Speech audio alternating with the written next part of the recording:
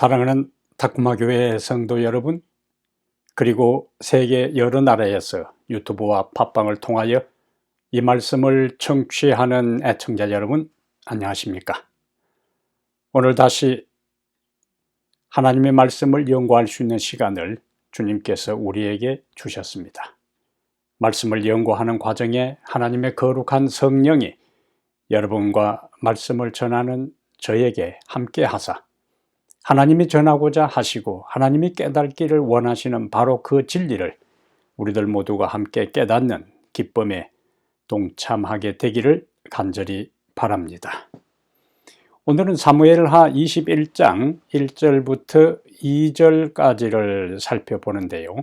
21장 1절부터 2절을 본문으로 해서 기도로 문제의 원인을 발견하라. 기도로 문제의 원인을 발견하라. 사무엘하 21장은 성경의 여러 어려운 본문 중에 하나입니다. 그래서 엘렌 G. 화이트는 그 많은 성경절을 인용하면서도 사무엘하 21장에서는 한 구절도 인용을 하지 않을 정도로 얼핏 보면은 그곳에 분명한 진리가 없어 보입니다. 왜 이러한 이야기를 성경에 남겨두었을까 하는 의아심을 갖게 하는 본문이 사무엘하 21장입니다. 오늘은 서론적으로 말씀을 드리고 다음 시간에 사무엘하 21장 1절부터 14절 전체를 통해서 하나님께서 우리에게 주시는 교훈을 살펴보려고 합니다. 지금 우리가 경험하고 아는 대로 지구는 가뭄과 기근 등 각종 자연재해로 몸살을 앓고 있어요. 우리가 신문에서 보는 것처럼 유럽은 500년 만에 처음 찾아온 최악의 가뭄에 신음을 하고 있습니다. 그리고 우리가 사는 이 미국에도 캘리포니아 등 미국 남서부도 자그만치 1200년 만에 최악의 가뭄을 겪고 있다는 보도를 접하고 있어요. 그리고 이 가뭄도 언제 끝날지 기약이 없습니다. 사실 우리는 이 시애틀 지역에 물이 풍부한 지역에 살고 있기 때문에 가뭄을 별로 실감하지 못하고 있지만은 전 지구촌이 불타고 있다고 해도 과언이 아닙니다. 그 결과 앞으로는 심각한 식량 부족 사태가 도래할 것이라고 전문가들은 예측하고 있습니다. 오늘 본문에 보면은 다윗 시대에 연속하여 3년 기근이 발생했다는 것을 1절에서 말씀하고 있어요. 강수량이 적은 중동 지역에서 3년 동안 비 한 방울 오지 않았다는 이 사실은 목축과 그리고 농경사회에서 농업뿐만 아니라 인간 생존에도 치명적인 위험을 내포하고 있는 그러한 상황입니다. 그러면 하나님은 이 3년 연속 기근이 발생한 이 일을 통해 그 당시 이스라엘 백성들과 오늘 살아가는 우리에게 어떤 기회를 주시기를 원하실까요?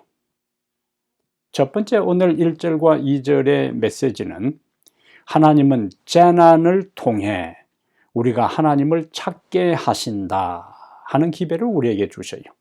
하나님은 재난을 통해 우리가 하나님을 찾게 하십니다. 성경시대의 기근은 이스라엘 지역의 기후 특성상 자주 일어나는 일이었습니다. 그렇기 때문에 아마 첫 해의 기근이 발생했을 때에 다윗은 일반적인 기근으로 생각하고 하나님께 비를 내려주시도록 기도했을 것입니다. 근데 1년이 지나도 하나님은 응답하지 아니하시고 2년이 지나도 기근이 끝나지를 않고 3년이 되어도 비 한 방울 오지 않을 때에 하나님께서 계속 침묵을 지킬 때에 비로소 다윗은 문제의 심각성을 깨닫기 시작합니다. 이렇게 3년 연속해서 비가 오지 않고 가뭄이 계속되고 기근이 계속되는 것은 뭔가 하나님께서 우리에게 주시는 강력한 메시지라는 사실을 다윗은 깨닫게 돼요. 이스라엘 역사에서 보면은 기근과 가뭄은 종종 하나님의 언약을 파괴하는 자들에게 내리는 하나님의 심판의 일종이었어요. 그래서 신명기 11장 17절에 보면은 여호와께서 너희에게 진노하사, 누구에게 진노하는가? 하나님의 언약을 깨뜨리고 불순종하고 우상 숭배하는 자들에게 진노하사 하늘을 닫아 비를 내리지 아니하여 땅이 소산을 내지 않게 하심으로 너희가 여호와께서 주신 아름다운 땅에서 속히 멸망할까 하노라. 모세는 이스라엘 백성들을 가나안 변방까지 인도한 다음에 그가 마지막 고별 설교한 신명기 11장에서 이렇게 말씀을 하신 거예요. 하나님께서 진노하신다. 누구에게? 불순종하고 죄악을 범하는 사람들에게. 그것은 하나님과의 언약을 깨뜨린 자에게 하나님께서 심판하시고 징벌하시고 형벌하시는 여러 형태 중에 하나가 하늘을 닫아 비를 내리지 않게 할 것이라 하는 말씀이에요. 반대로 비는 하나님을 사랑하고 순종하는 자들에게 주시는 축복의 상징이었습니다. 비가 오지 않는 기근과 가뭄은 하나님의 저주와 형벌을 의미하고 풍성한 비는 하나님의 은혜와 축복을 상징한다는 말씀이에요. 그래서 신명기 11장 13절부터 15절에 보면은 신명기 11장 13절부터 15절에 내가 오늘 너희에게 명하는 내 명령을 너희가 만일 청종하고 너희 하나님 여호와를 사랑하여 마음을 다하고 뜻을 다하여 섬기면, 자, 조건을 이야기하고 약속을 말씀합니다. 14절에 여호와께서 너희의 땅에 이른 비 늦은 비를 적당한 때에 내리시리니 너희가 곡식과 포도주와 기름을 얻을 것이요 또 가축을 위하여 들에 풀이 나게 하시리니 네가 먹고 배부를 것이라. 비는 하나님의 축복과 은총을 상징하는 것을 이 말씀 가운데 볼 수가 있습니다. 자, 다윗은 이러한 신명기 11장에 나오는 하나님의 형벌과 저주 그리고 하나님의 축복에 대한 말씀을 잘 알고 있기 때문에 비가 오지 않고 기근과 가뭄이 연속된다는 것은 하나님의 이러한 재난은 하나님의 심판의 한 형태다. 그렇다면 왜 우리에게, 왜 이 나라에 연속해서 이와 같이 무서운 기근과 가뭄이 연속해서 일어날까? 그 원인을 알기 위해 하나님께 그가 진지하게 하나님께 앉아서 간구합니다. 이때에 21사무엘 오늘 본문 20사무엘하 21장 1절에 다윗의 시대에 해를 거듭하여 3년 기근이 있으므로 다윗이 여호와 앞에 간구하매 여호와께서 이르시되 이는 사울과 피를 흘린 그의 집으로 말미암음이니 그가 기브온 사람을 죽였음이니라 하시니라. 다윗은 그 이유, 기근과 재난의 원인을 알기 위해 하나님께 들어가 앉아 간구했을 때 하나님이 그 원인과 이유를 말씀을 해 주신 것이 1절이에요. 사울과 그의 집이 기브온 사람을 죽여 피를 흘린 까닭에 기근이 왔다는 말씀이에요. 그러면서 2절에는 뭐라고 말씀하냐면은 이제 성경의 저자가 설명을 합니다. 기브온 사람은 이스라엘 족속이 아니요 그들은 아모리 사람 중에서 남은 자라. 이스라엘 족속들이 전에 그들에게 맹세하였거늘 사울이 이스라엘과 유다 족속을 위하여 열심히 있으므로 그들을 죽이고자 하였더라. 이에 왕이 기브온 사람을 불러 그들에게 물으니라고 말씀을 했어요. 이전에는 기브온 사람은 이스라엘 족속이 아니라고 했어요. 그리고 이방인이라는 이야기요.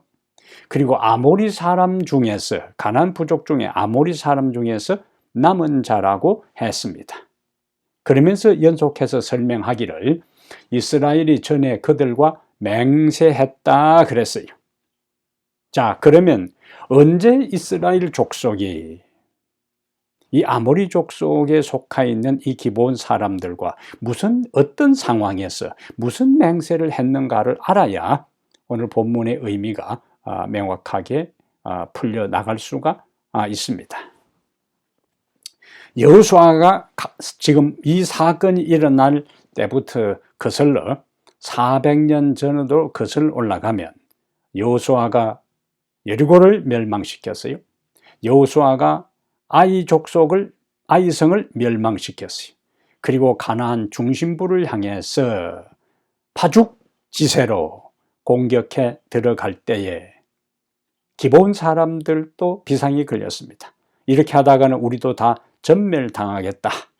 그래서 살아남기 위해서 사신들을 그들에게 평화조약을 체결하기 위해서 보내는데 먼 지역에서 온 것처럼 변장을 합니다. 곰팡이가 핀 빵을, 그리고 가죽부대 포도주를 넣은 가죽부대가 다 터진 것, 그 다음에 낡은 신과 옷을 입고 와서 먼 지역에서 온 것처럼 이야기를 해요. 그들의 속임수에 감쪽같이 넘어간 여호수아는 중요한 게 있습니다. 여호와의 이름으로 그들을 멸하지 않기로 맹세하고 그들과 조약을 체결합니다. 쉽게 말하자면 그들과 하나님의 이름으로 멸하지 않겠다고 언약을 맺은 거예요. 여호수아 9장 1절부터 15절까지 말씀의 내용입니다. 그리고 그들을 멸하지 않고 이제 이스라엘 영토 안에 살게 허락하면서 대를 이어 조건이 있습니다. 나무를 패고 물을 깃는 천한 일을 하는 종으로서 그들을 삼았어요. 그들을 멸망시키는 대신에 여호와의 이름으로 조약을 맺고 나무를 패고 물을 깃는 천한 일을 하는 종으로 그들을 삼은 겁니다. 자, 그들은 여호수아는 이제 가나안 전역을 다 정복한 다음에 각 12지파에게 땅을 분배하는데, 이 기브온 사람들이 살았던 기브온 지역은 어느 지파에게 분배되느냐 하면은 베냐민 지파에게 분배되었어요. 자, 베냐민 지파에게 분배되면서 이 기브온 사람들은 베냐민 지파와 함께 거하게 되었습니다. 이걸 이제 염두에 두어야만이 오늘 본문이 풀려나가요. 여호수아 18장 25절에 기브온 지역이 베냐민 지파에 분배된 것을 여호수아 18장 25절에 기록하고 있습니다. 자, 여호수아는 하나님의 이름으로 기브온 사람과 언약을 맺었어요. 그리고 그들은 이런 하나님의 이름으로 맺은 조약, 언약에 기초하여 400년 동안 이스라엘 민족과 함께 생활해 왔습니다. 그런데 오늘 본문을 보니까 사울이 하나님의 이름으로 맺은 언약을 무시하고 기브온 부족들을 학살하기 시작한 거예요. 기브온 부족들은 정상적인 신분으로 살지 못하고 이스라엘의 종으로 살아왔어요. 옛날에 종은 주인이 마음대로 죽일 수 있는 상황이었기 때문에 종된 그들의 입장에서 어디 하소연할 데가 없어요. 왜 그런가? 왕이 주도적으로 그들을 학살하고 있기 때문에, 왕이 주도하고 백성들이 협력해서 그들을 처형하고 있고 이 인종 청소를 하고 있기 때문에 이스라엘 나라 안에 종으로서 하청민으로서 가장 천한 일을 하는 그들의 신분의 입장에서는 어디 하소연할 것도 없어요. 살아남은 자들은 언제 죽을지 모르고 가슴에 상처를 안고 불안한 나날을 보내고 있었을 것입니다. 하나님이 그들을 불쌍히 여기셨어요. 왜? 그들은 하나님의 이름으로 언약을 맺은 자들이기 때문에, 그들 스스로 우리가 여호와 하나님을 섬기겠다고, 그들 스스로 생존을 위하여 여호와를 섬기겠다고 왔고, 하나님의 이름으로 그들과 평화조약을 맺었고, 그리고 하나님을 섬기는 백성들 속에 섞여서 살아왔기 때문에 하나님은 그들을 당신의 백성으로 인정해 오고 계셨던 것입니다. 그런데 그들이 하나님의 백성으로 살겠다고 항복하고 온 그들을 하나님의 백성들이 주도적으로 왕이 중심에 서서 그들을 죽여나갈 때 하나님은 그들의 삶을, 그들의 상황을 불쌍히 여기시고 관여하기 시작해요. 그리고 하나님의 언약을 파괴하고 그들을 인종청소하고 제거하기 시작한 것이 심각한 죄임을 이스라엘 백성들에게 깨닫고 그 문제를 근본적으로 해결하기 위하여, 그대로 그들의 가슴 속에 맺힌 상처와 원한을 풀어주기 위해 이스라엘의 3년 기근이 연속되도록 허락하신 거예요. 하늘의 문을 닫은 것입니다. 기브온 사람들의 마음이 이스라엘 백성들에게 닫혔을 때에 하늘의 문도 닫혔어요. 축복과 은혜의 문도 닫혔어요. 이것을 우리가 상당히 진지하게 생각을 해 보아야 합니다. 다음 시간에 이 문제를 좀 더 구체적으로 다루겠어요.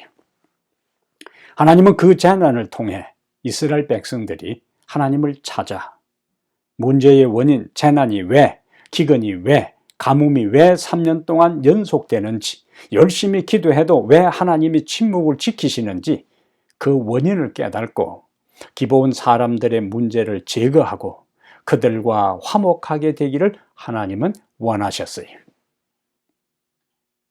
우리가 경험하는 대로 병을 고치려면은 무작정 약을 먹고 수술을 해서 되는 게 아니잖아요.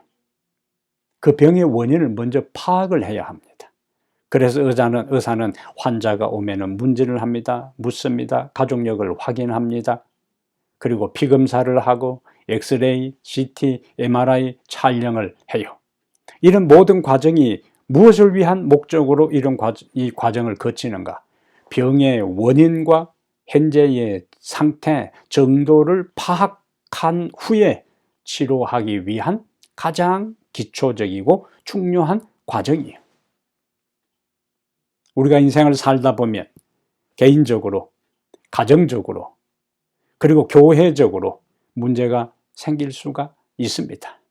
이건 우리가 죄가 지배하는 이 세상에 사는 날 동안 한시도 우리는 모든 문제에서 자유롭고 벗어날 수가 없습니다.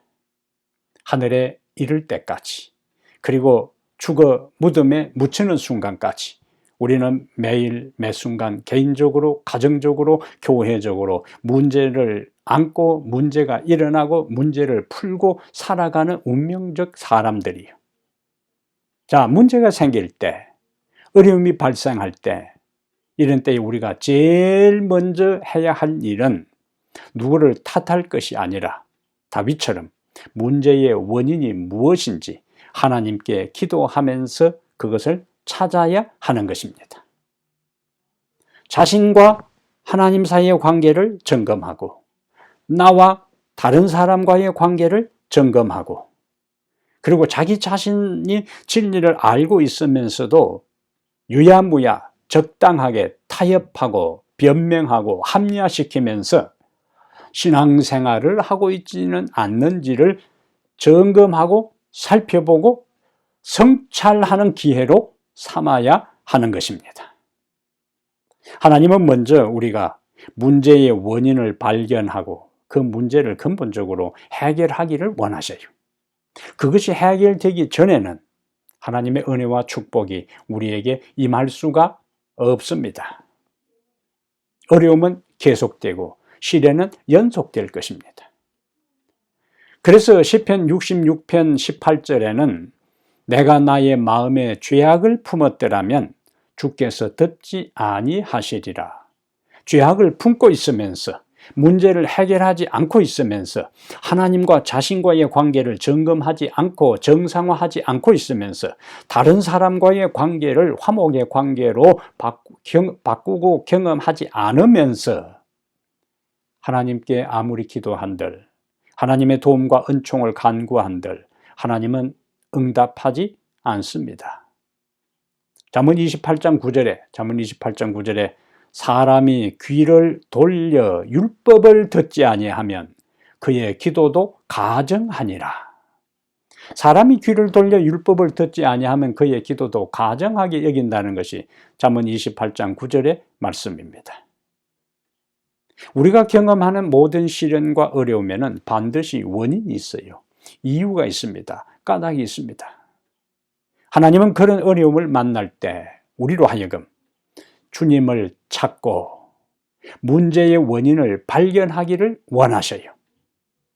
여러분과 나의 삶에 어려움이 있습니까? 시련이 이상하게 반복해서 일어납니까? 하나님께 나아가 기도를 통해 그 이유를 하나님께로부터 듣고 문제를 발견하고 문제를 제거하고 기도의 응답을 경험하는 성도들이 되기를 간절히 바랍니다. 두 번째, 오늘 본문이 우리에게 주는 기별이 있어요. 언약을 어긴 잘못된 열심은 재난을 초래한다. 언약을 어긴 잘못된 열심은 재난을 초래한다. 잘못된 열심, 재난을 초래한다. 자, 그러면 왜 사울 왕은 기브온 사람을 학살하여 멸절시키려고 했을까요? 왜 사울이 자기 치세 동안에 기브온 사람들을 400여 년 동안 이스라엘 백성들과 함께, 그리고 베냐민 땅에서 살아왔던, 그리고 종으로서 그들이 나무를 패고 물을 깃는 그 일들을 성실하게 감당해 온 기브온 사람들을 왜 갑자기 제거하고 언약을 파괴하면서까지, 하나님의 이름으로 맺어진 그 언약을 파괴하면서까지 그들을 학살했을까요? 오늘 본문 2절 하단에 이스라엘과 유다 자손을 위한 열심 때문이라고 했어요. 자, 사울은 어느 12지파 가운데 어느 지파 출신이죠? 베냐민 지파 출신입니다. 그러면은 기브온 사람들은 어느 지역에 살고 있다고요? 베냐민 지파들 속에 살고 있어요. 어쩌면 이 기브온 사람들이 점점 숫자가 늘어나면서 베냐민 사람들의 입장에서는 자기들의 소유지가, 자기들이 거하고 있는 땅이 점점 어떤 침입을 받는 것처럼 자기들이 마음대로 사용할 수 있는 그 공간이 좁아진다고 위기의식을 느꼈을지도 몰라요. 그 베냐민 지파 출신이 바로 사울입니다. 그래서 자기 지파, 자기 출신 지파 사람들의 어떤 이야기를 들었을 수 있어요. 이때 사울은 성경 저자의 표현대로 이스라엘과 유다 지파를 위한 열심 때문에 그들의 신임을 얻으려는 정치적인 목적으로 기브온 부족을 단계적으로 지금 제거해 나가기 시작합니다. 섬멸해 나가고 있는 거예요. 사울의 행동은 상당히 모순적입니다. 우리가 앞에서 봤던 것처럼 하나님께서 아모리 족속을 진멸하라고 말씀을 하셨잖아요. 근데 하나님께서 직접 진멸하라는 아모리 족속은 이런저런 핑계를 대고 진멸하지 않고 하나님의 이름으로 진멸하지 않기로 언약 맺은 기브온 사람들은 지금 단계적으로 제거하고 있는 것입니다. 사울의 결정적인 잘못은 무엇인가? 하나님의 이름으로 멸망시키지 않겠다고 살려준 언약을 맺은 기브온 부족들을 죽이기 시작한 거예요. 그것은 하나님의 언약을 파괴한 것입니다. 하나님의 이름으로 맺은 언약은 인간이 마음대로 파괴할 수가 없어요. 그것은 하나님의 존재와 하나님의 명예에 관계되는 일이기 때문에 하나님의 이름으로 파괴된 언약을 인간 왕이라 할지라도 그것을 깰 수가 없는 거예요. 그런데 사울은 정치적인 목적으로 하나님의 명예와 하나님의 품성과 하나님의 인격과 존재에 관계되는 그 중요한 하나님의 이름으로 맺어진 언약을 무시하고 정치적인 목적으로 기브온 사람들을 제거하기 시작한 것입니다. 성경은 이스라엘과 유다 족속을 위한 열심이라 그랬어요. 그런데 모든 열심이 다 좋은 것이 아니라는 것을 오늘 본문이 강력하게 우리에게 말씀을 하고 있어요. 이스라엘과 유다 족속을 위한 열심을 가졌습니다. 그러나 그 열심은 하나님의 언약을 파괴하는 열심이었어요. 그 결과 오늘 본문에 있는 것처럼 훗날 다윗 시대에 3년 동안이나 연속으로 기근이 지속되어 이스라엘 전 국토가 황폐해지는 그러한 일들이 일어나고 만 것입니다. 그것으로 끝나는 게 아니에요. 우리가 다음 시간에 살펴볼 사울의 후손 중에서 7명이 목이 매달려 죽었습니다. 열심은 좋은 일이요. 그러나 누구를 위한 열심인가? 무엇을 위한 열심인가? 무엇에 근거한 열심인가 하는 것을 진지하게 살펴보아야 합니다. 바울은 열심이 있었어요. 바울은 빌립보 교회에 보내는 편지에서 빌립보 3장 6절에서 이렇게 이야기합니다. 열심으로는 교회를 박해하는 자였다고요. 바울이 자신의 열심을 고백해요. 어떤 열심인가? 교회를 박해하는 열심이 있었어요.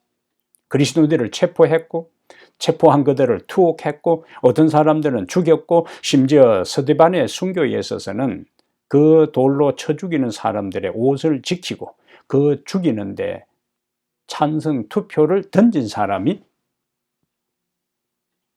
바울이었어요.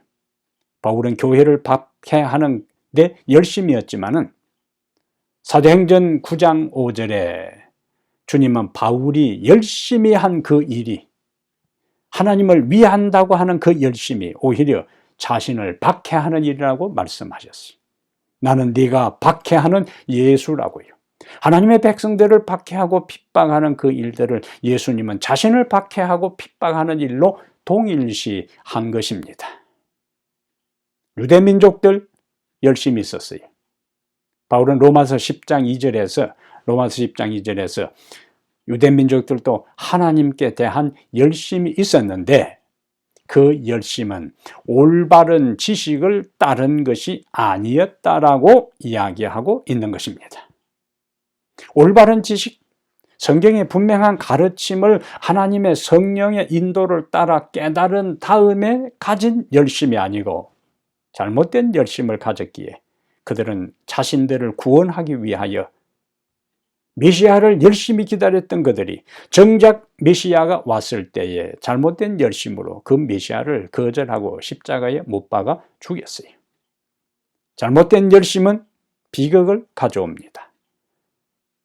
사울의 잘못된 열심이 기근을 가져왔고 그의 아들 7이 처형당하는 결과가 있었던 것처럼 유대인들의 잘못된 열심이 예수님을 죽였고 그것 때문에 그들은 로마에 의해서 멸망당하고 말았습니다. 잘못된 열심의 결과요. 자, 오늘 이 시대에 우리가 교회 일을 열심히 하는 것 중요합니다. 교회 일을 열심히 해야 돼요. 주의 사업이기 때문에. 그러나 주의하지 않으면 주의 사업을 한다고 하면서 자신의 생각과 판단이 기준이 되어 자신을 드러내기 쉬워요. 자신의 의견이 관철되지 아니하면 문제를 야기시키고 교회를 분리시키고 파장을 일으키는 사람들이 있습니다. 하나님의 사업을 한다고 교회에 열심을 하는 사람들의 기본적인 동기가 사람들에게 인정받기 위한 잘못된 열심을 가지고 할 수가 있습니다. 하나님의 영광을 드러내는 대신에 자신을 드러내고 인정받으려고 하는 그 모든 것은 하나님 앞에 인정받을 수가 없습니다.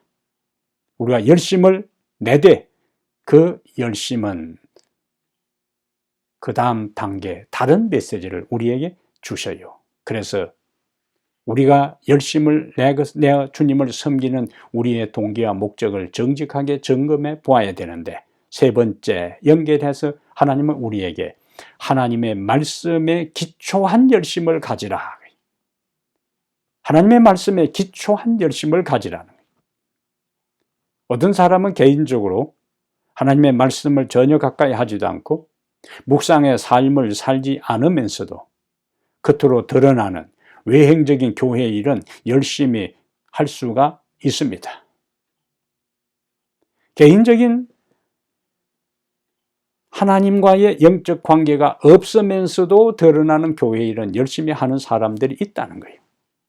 그러나 하나님의 일을 드러나는 외행적인 일들을 성실하게 열심히 하는 그것보다 더 중요한 것이 있는데 하나님과의 영적 관계가 더 우선적이고 하나님과의 영적 관계가 더 중요합니다. 하나님의 평가 기준이 그것이기 때문에 하나님의 평가 기준이 하나님과 영적인 관계가 전혀 없이 하나님의 일을 열심히 하면 오케이, 인정해 준다면은 문제될 게 없어요. 왜? 하나님은 절대적인 판단의 기준을 가지고 있는 분이기 때문에 하나님의 판단과 결정과 평가는 언제나 정당하고 언제나 옳기 때문입니다. 근데 문제는 하나님께서 우리가 우리를 평가하고 판단하고 심판할 때에 그분을 위해 무슨 일을 했느냐를 가지고 평가하지 않습니다. 하나님께서 우리를 평가하는 결정적인 기준은 그분과 어떤 관계를 맺고 있느냐를 더 중요하게 여기시는 거예요. 그것이 산상보훈 5장, 6장, 7장의 마지막 결론 부분에 가서 마태복음 7장 22절과 23절에 마태복음 7장 22절과 23절에 예수님께서 오실 때에 많은 사람들이 예수님에게 이렇게 말할 것이라고 예수님께서 말씀하셨어요. 우리는 주의 이름으로 선지자 노릇을 했습니다. 우리는 주의 이름으로 귀신을 쫓아내었고 우리는 주의 이름으로 많은 권능을 행했습니다. 한마디로 열심히 주의 사업을 했다는 주장입니다. 그런데 그렇게 주의 이름으로 선지자 노릇했고 주의 이름으로 귀신도 쫓아내었고 주의 이름으로 많은 권능까지 행한 그들이 예수님에게 자신들 행한 일을 이야기했을 때에 예수님은 뭐라고 대답하시는가? 내가 너희를 도무지 알지 못하나니 불법을 행하는 자들아 나에게서 떠나가라고 말씀하셨어요. 그럼 우리는 얼핏 보면은 이 말씀이 참 받아들이기 어렵습니다. 쉽지 않아요. 그렇다고 복음 전하고 전도지인의 역할을 다하고 귀신도 쫓아낼 정도로 그리고 병자를 고치고 수많은 일들을 행했는데 봉사를 했는데 예수님은 왜 그것을 인정해 주지 않고 내가 너희를 도무지 알지 못하나니라 떠나가라고 이야기했는가? 알지 못한다 하는 이야기는 그들이 주의 이름으로 선지자 노릇하고 귀신을 쫓아내고 많은 권능을 행했다 할지라도 드러나는 일, 가시적인 일, 외행적인 일, 사람들의 눈에 보이는 그 일들을 했다 할지라도 예수님과의 관계가 없었기 때문에 예수님은 그들을 모른다는 이야기. 그들도 이 주의 사업은 해도 예수님은 개인적으로 몰랐고 예수님은 그들을 모른다고 정확하게 단호하게 말씀을 하시는 것입니다. 이것은 상당히 우리에게 충격적이고 도전적인 이야기. 주님과 개인적인 관계가 없이 시도하고 성취하고 이루어진 모든 일은 그것이 아무리 외행적으로 거창하고 화려하고 수많은 사람들의 인정과 칭찬을 받은 일이라 할지라도 주님과의 관계가 없이 행해진 그 일들은 주님 앞에 무용지물, 아무 소용이 없는 무가치한 일이라는 거예요. 주님께서 무엇을 소중히 여기는가? 주님과의 영적 관계가 더 중요하다는 것을 우리에게 말씀을 해주고 있는 겁니다. 그럼 왜 우리가 성경을 배워야 하며 왜 우리가 늘 말씀을 묵상하고 기도해야 하는가? 말씀 묵상과 기도를 통해 하나님의 말씀의 뜻, 하나님의 뜻을 분명하게 이해하고 그 진리에 기초하여 열심히 주님을 섬기기 위하여 우리는 하나님의 말씀을 가까이 하고 기도하는 하나님과의 영적 관계를 맺는 거예요. 예수님을 알면 알수록 우리는 예수님이 기대하고 원하는 바가 무엇인지를 알 수가 있어요. 그것을 우리가 영적 관계라 하는 거예요. 하나님의 뜻은 하나님의 말씀 속에 있습니다. 우리가 기도하면서 말씀을 읽고 묵상하고 연구할 때에 하나님은 당신의 뜻을 말씀을 통해서 우리에게 깨닫게 해주시고 성령을 통하여 우리에게 깨우쳐 주시는 거예요. 시편 32편 8절에 내가 네 길을 가르쳐 보이고 너를 주목하여 훈계하리라고 말씀했어요. 네 길을 가르쳐 보인다고요. 우리가 잘 아는 시편 119편 105절에 주의 말씀은 내 발의 등이요 내 길의 빛이니다.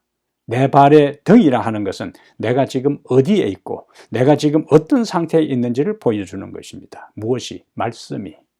내 길의 빛이다 하는 것은 내가 지금 어디에 있고 어떤 상태에 있는지를 깨달은 다음 비로소 내가 갈 인생의 방향, 신앙의 방향이 결정된다는 거예요.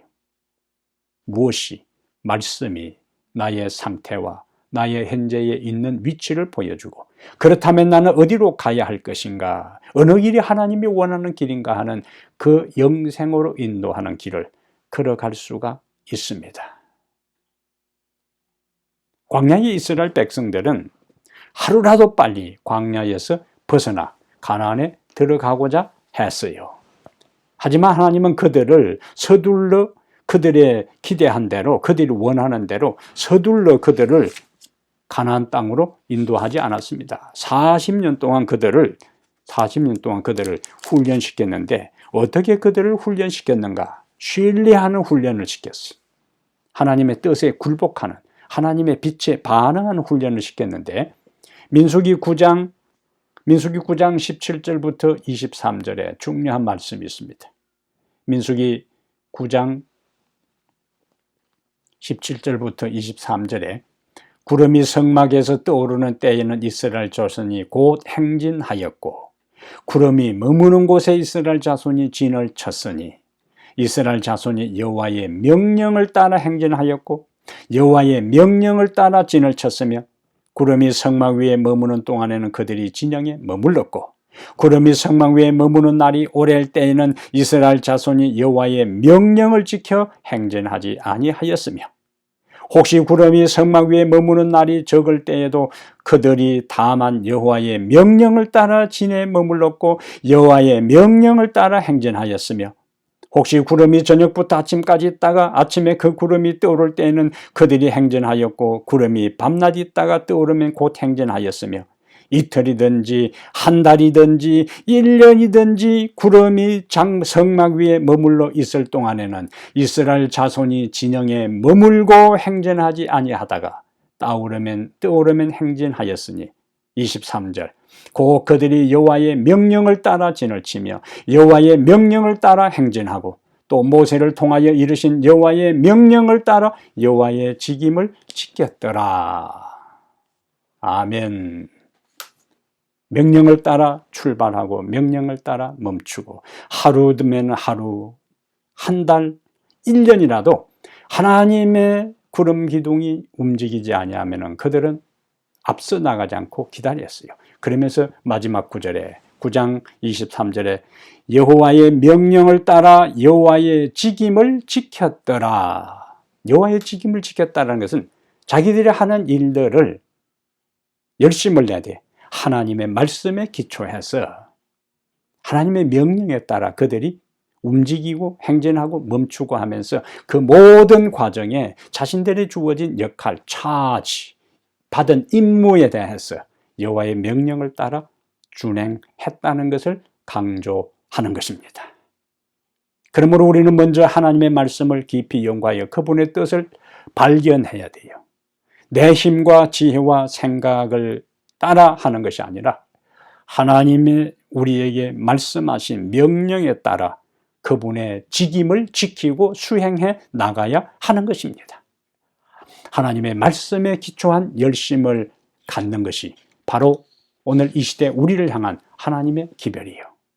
그러므로 사랑하는 여러분, 살다 보면 인생의 문제를 만납니다.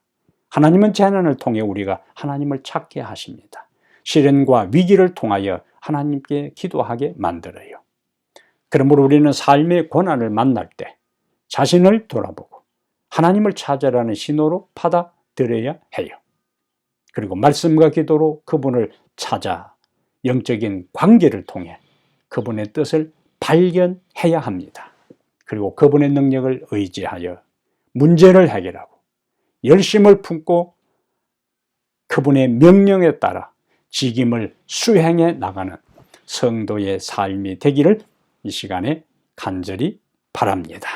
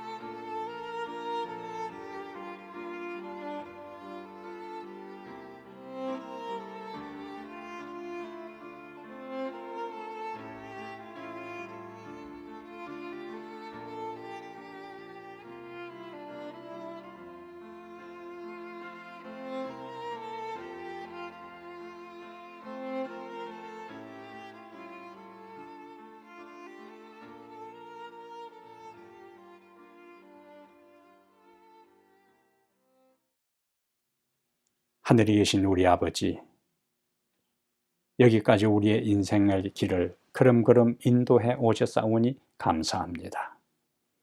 살다 보면 예기치 않은 문제가 일어나고, 그리고 그 문제가 연속해서 해결의 기미가 보이지 않을 때에 무작정 기도하고 하나님을 찾을 것이 아니라 그 문제의 원인을 깨닫게 해달라고 주님께 기도하게 해 주시옵소서.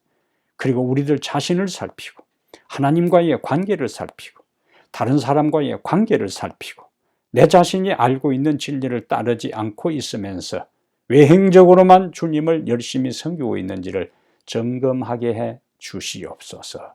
주님보다 앞서가지 않게 하시며 주의 인도하시는 구름 기둥과 불 기둥의 손길을 철저하게 신뢰하고 언제나 주님의 명령에 따라 직임을 수행하며 열심을 품고 주님을 섬기는 성도들 다 되게 하여 주시옵소서. 우리 주 예수님 이름으로 기도하옵나이다. 아멘.